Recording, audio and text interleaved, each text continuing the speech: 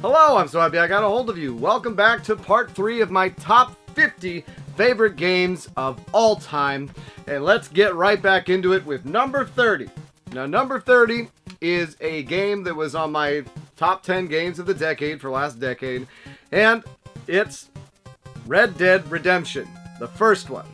So I kind of got into it, but let me talk about it more. One of the big things that I loved about this game is looking back at my gaming career, there's the before World of Warcraft and then after World of Warcraft, because I kind of got out of console gaming between 2005 and 2008, really into the early part of 2009, mainly because I was poor, didn't have a job, graduated college with a degree in acting, which meant I had a degree for nothing, and I picked up the Xbox 360, I want to say late 2008, and I got heavy into the first-person shooters, but Red Dead Redemption really was that game that brought me back to, wow, this is storytelling in gaming. You know, that and Mass Effect 2 were... That's why they're on this list, is they really, those two games combined, but Red Dead even more so just because it was immersive with the cowboy life going out and you could just rope fools, throw them onto the back of your horse, do whatever you want. Tame horses, you could go out and deal with the wildlife, or you didn't have to. It didn't feel necessary. It was more of a, hey, we sprinkle in all this stuff to do, feel free to use it if you want, or just play the amazing story and get to the end of the game. So it was really just such a treat. Red Dead Redemption, number 30, well earned on this list. I like it better than the sequel. The sequel is gorgeous, but still, when it comes to just pure raw storytelling, you can't beat the first one. Alright, number 29. So, for years, I tried to get my older brother back into gaming. All through the PS1 era, all through the GameCube era. I kind of laid off when I was playing WoW, but then I finally found a game that got him back into it. And that was Left 4 Dead 2. So with Left 4 Dead, I remember when the first one was coming out, I was pretty stoked to play it because it looked like an interesting online game. You had the option where you could play humans versus monsters, but then we found out you could only play 2 people for online. You couldn't do 4 people. You know, it wasn't like, back then you could do 4-player multiplayer Halo on one system. I mean, that was one of the issues with the Call of Duty series, is you only one person could do online. Halo, you could do everyone. You'd all have the same bad connection. Left 4 Dead only let you use 2 people, even with local mode. I remember we borrowed it or rented it. Someone had the game, and it was very frustrating. So I didn't pick up the first Left 4 Dead until, I want to say, after Left 4 Dead 2 came out, or very close to when Left 4 Dead 2 was coming out. And when I finally played it, it was amazing. And for years, I've been trying to get my older brother to get back in the games, and finally we had a game. Left 4 Dead 2. It was so... we hooked on it so much that he actually went out and bought an Xbox 360 and would play it without me. I mean, there's times where I'd be knocking on his door to get in, and I'd hear these loud gunshots. I'm like, God, he can't hear me because he's playing Left 4 Dead 2 so loud. I hop the fence, get in the door, and I open it. He's like, oh, what's going on? You know, because he's so intense. I'm like, hey, bro, what's going on? Like, hell, he'd still be playing it right now. I remember he was playing it years, even after I was into it. And my little brother was into Left 4 Dead 2. I liked the second one more than the first one because of the melee options, and the characters were better. Although, you know, the first one still has... The first one's nice, too, and the nice thing with Left 4 Dead 2 is they released all the DLC that gave you everything from Left 4 Dead 1. So there really was no reason to play Left 4 Dead 1, although my brother went back and preferred Left 4 Dead 1 at one point. But anyways, Left 4 Dead 2, great game, really a great shared experience if you were playing with one other guy or playing online with a few other people, a good squad. Amazing experience. It just got to the point where I got tired of it. There's only so... and we were playing it hard for... God, a year at least, just all the time, getting to the higher difficulties, doing this, like the monster versus that, or the deathmatch, whatever is good, but a great game. Left 4 Dead 2, number 29. Now, number 28, some of you might be surprised that this game isn't higher on the list, and some of you might disagree with it being on the list at all, and that is the most recent Zelda Breath of the Wild.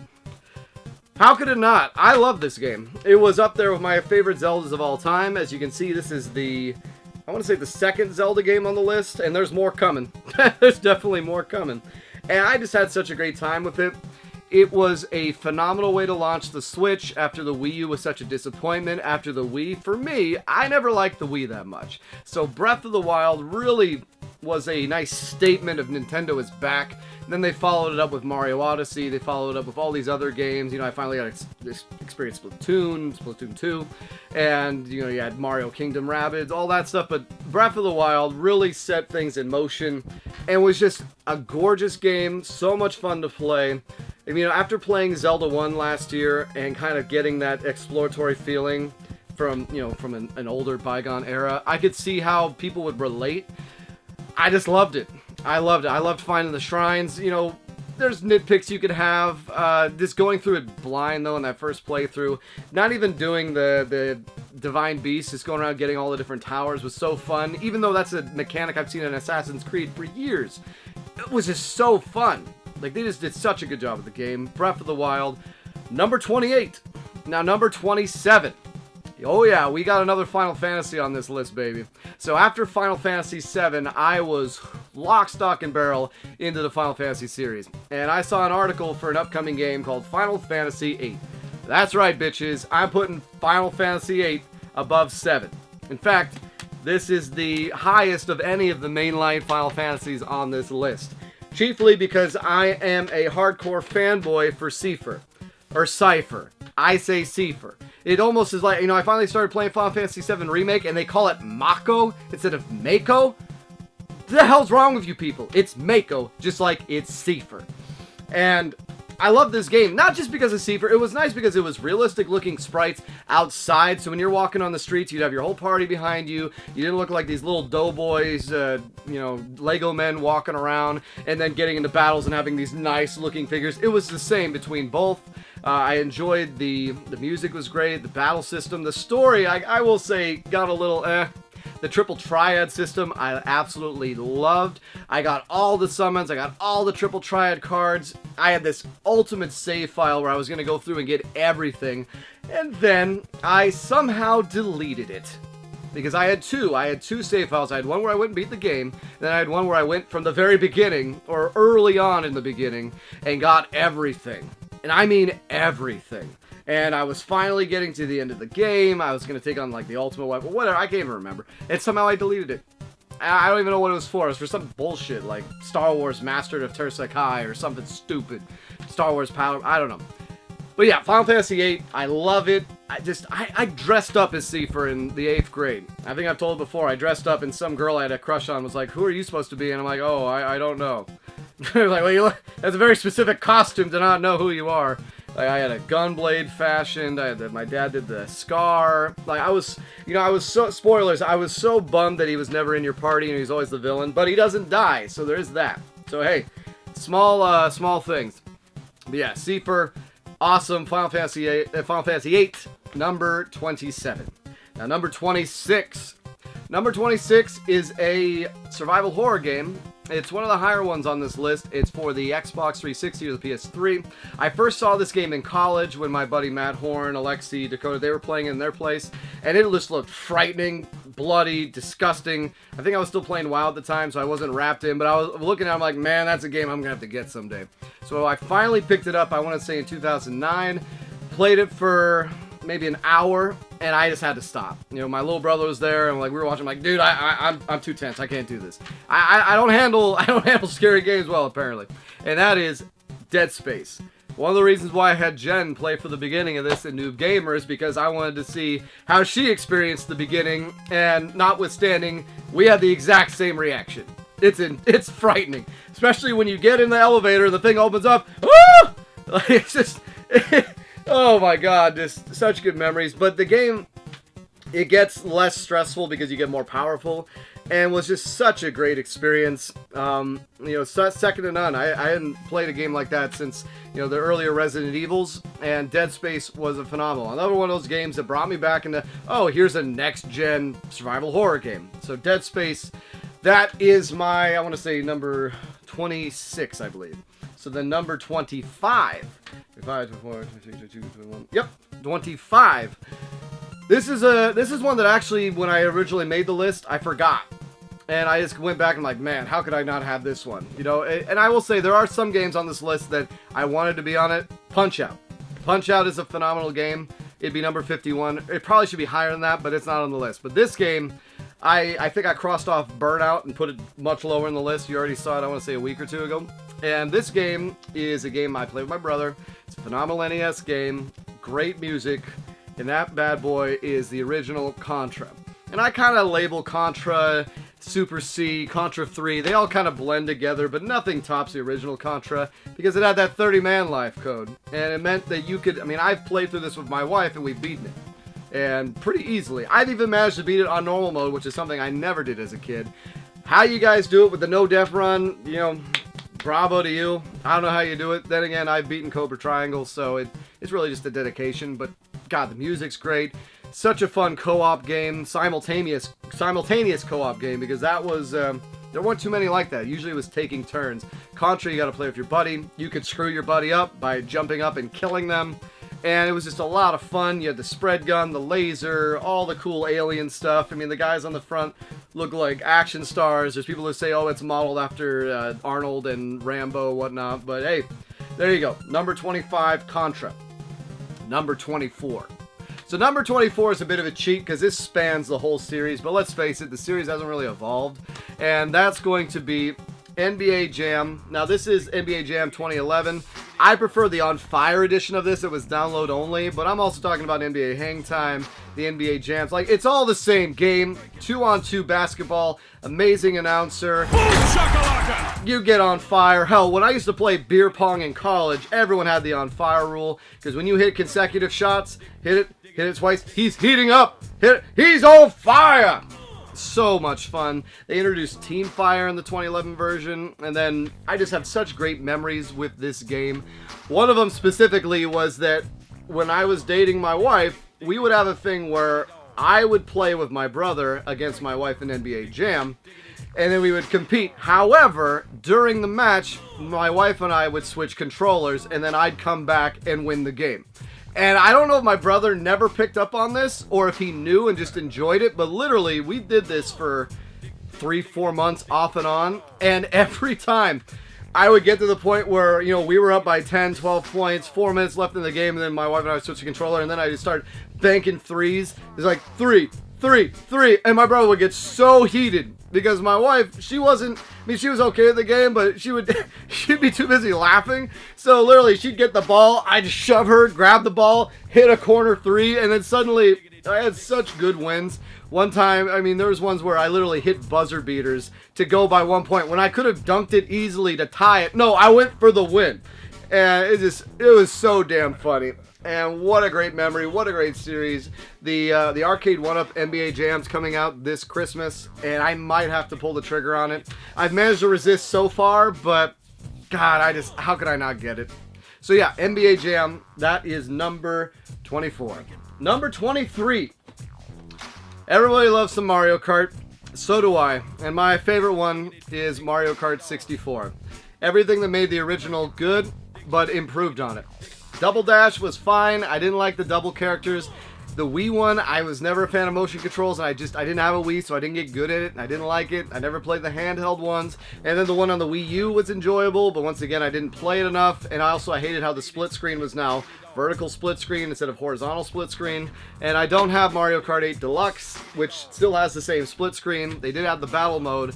The battle mode in 64 isn't as good as the one on the Super Nintendo. It never has been, but going back, it's more enjoyable than I remember. But just the game itself, the tracks, I hated losing Koopa Troopa, but I loved getting Wario. And Mario Kart 64 is the last one where you don't have different karts. Every guy has its own loadout. And this is the thing I hate with games. I hate having to fine-tune everything so that you have the same ticky-tacky loadout, or, oh, this will benefit this versus this. Like, I don't want to deal with that. Just give me, this is the fast guy, this is the medium guy, this is the heavy guy. Make it work. And you have some BS items. That's the introduction of the spiny shell, but this spiny shell, unlike the later ones, doesn't fly. So it could get other guys along the way. And there were some ways you could avoid it, but generally you would get screwed by them. There wasn't as many lightning bolts. They didn't have the bullet bills, or they didn't have. There wasn't as many racers too. Anyways, Mario Kart 64, phenomenal game. You had stuff like the jump from Rainbow Road. You had the jumps in the Wario one. There's great levels. You had the one of the coolest thing was the Toadstool Toadstool Turnpike or Toadstool Expressway, whatever the peach one, there was a little area you could drive through that was the opening section of Mario 64, and I thought that was such a nice touch. So Super Mario, Mario 64, Mario Kart 64, God, Mario Kart 64, my number 23. Number 22. I believe this is my highest N64 game, which there's a lot of N64 games on this list. I didn't mean to do it, but let's face it, when the N64 came out, I was 10. And a lot of those nostalgic games, when you're old enough to beat it, and still young enough for it to be so new and fresh, you know, they make an impression on you. Well, I love wrestling. And I love the WCW games versus NWO. I loved WrestleMania 2000, but they perfected it with our big boy, No Mercy. So I got heavily back into wrestling in 2000. I was just flipping channels, and I just happened to turn on when I see this really buff guy who is a little shorter, and as someone who's not the tallest in the world, that was always something that appealed to me and my older brother. That's why we like Jean-Claude and all that stuff. So this guy built like a tank, but he looked like he was 5'10", 5'9". He was wearing these cool blue pants with black flashes on it, and he was going up against The Rock, who The Rock was the champion at the time, and I didn't know much about it. I didn't follow any of the Attitude Era at this point. I still knew who Undertaker was, but I heard of The Rock, I heard of Stone Cold because I saw them on boxes, but I didn't know anything about him. And so they fight, and comes this guy is a guy named Chris Benoit. And Shane McMahon's in his corner. They're wrestling for the WWF title, and I just get hooked. And with No Mercy, Benoit was not in WWF WrestleMania 2000. He was first introduced, I want to say, in No Mercy. And I would play with him all the time. Now, let's not get into the latter part of what happened to Benoit, but Benoit was my wrestling hero. I love the guy. That's part of the reason I'm not really into wrestling anymore, is because of what happened. And No Mercy, having him in it, having the awesome battle style where you could grapple, strong grapple, you could reverse, you could punch, you could create your own characters. So I made a character named Sickle, that I made him as tall as possible, and then I gave him moves that literally, I gave him a stepping sidekick that would cover half the damn ring, and then I gave him an instant jab. So it was the most cheap character in the world, but I loved playing as him. And I just had so much fun with the Royal Rumble. I would play with my dad would play, my brother would play. We would just have hours of entertainment. My buddies would play it. It was so fun. Just the specials, creating your own moves, all that stuff. No Mercy, far and away my favorite N64 game, I guess. You know, it's up there. I'd say that's probably one of them. And especially because they screwed it up. The wrestling games afterwards, you know, I never played SmackDown, Bring Down to Pain, all those, the PS1, but I never liked the battle system after that. I got the GameCube ones, and it just wasn't the same. They didn't have that same engine. It just wasn't as enjoyable. The Def Jam games, that was kind of the one on the GameCube where I was like, oh yeah, it's the same style, but then it just disappeared. So yeah, No Mercy, number 22. Number 21, last one on this list, and we do have a physical edition this time. And this is a game that really, really brought the heat. In the summer of 2018, I had my grandparents' 50th or 70th, whatever. They had a wedding anniversary that took forever. I think it was 50th or 70th. I don't know. They were for each other for a long time. Anyways, I was playing Octopath Traveler most of the time. Driving through Glacier National Park, having it plugged in, playing it the whole time. Phenomenal music. One of the things about RPGs that are turn-based RPGs is the music, the battle music especially, really sticks in your head because you have so much grinding, so many battles, that if the music isn't good, it really wears on you after a while. And one of the funnest things about this game is that the music evolves throughout the game. So you have 4 different battle themes that changes the higher level you get, and then you have boss themes that also change the higher level you get. And I'd never seen anything like that outside of a game called Treasure of the Rudress that we never got. So seeing it in Octopath was awesome.